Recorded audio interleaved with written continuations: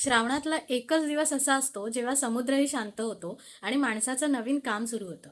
तो दिवस म्हणजे नारळी पौर्णिमा. नमस्कार, मी तेजल. साहित्य मराठीमध्ये आपलं मनपूर्वक स्वागत आहे. पौर्णिमेला समुद्राला भरती सगळ्यात जास्त असते आणि नेमकी हीच वेळ साधून समुद्र शांत व्हावा म्हणून त्याची पूजा केली जाते असं मानलं जातं.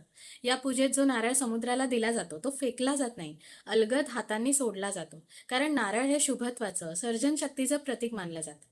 आणि याच दिवसापासून खऱ्या अर्थाने मासेमारीचा हंगामही सुरू होतो. महाराष्ट्राला जवळपास 720 किलोमीटरचा समुद्रकिनारा लाभलाय आणि पावसाळ्यातले जवळपास 2 महिने समुद्रात मासेमारी पूर्णपणे बंद असते. मासे खाण्यावरही निर्बंध असतो. नारळी पौर्णिमेच्याच दिवशी हे सगळं अधिकृतपणे पुन्हा सुरू होतं. घराघरात याच दिवशी नारळी भात, ओल्या नारळाच्या करंज्या आणि नारळवडीचा नैवेद्य बनवला जातो. आणि हा नैवेद्य फक्त देवालाच नाही तर समुद्राला आणि होडीला सुद्धा दाखवला जातो. पूर्वी हा सण कोळीवाड्यांमध्ये अगदी वेगळ्या पद्धतीने साजरा व्हायचा. मशाली घेऊन, नऊवारी साडी नेसून आणि कोळी बांधव टोपी घालून होळी गीत गात, वाजत गाजत मिरवणुका थेट समुद्रापर्यंत निघायच्या.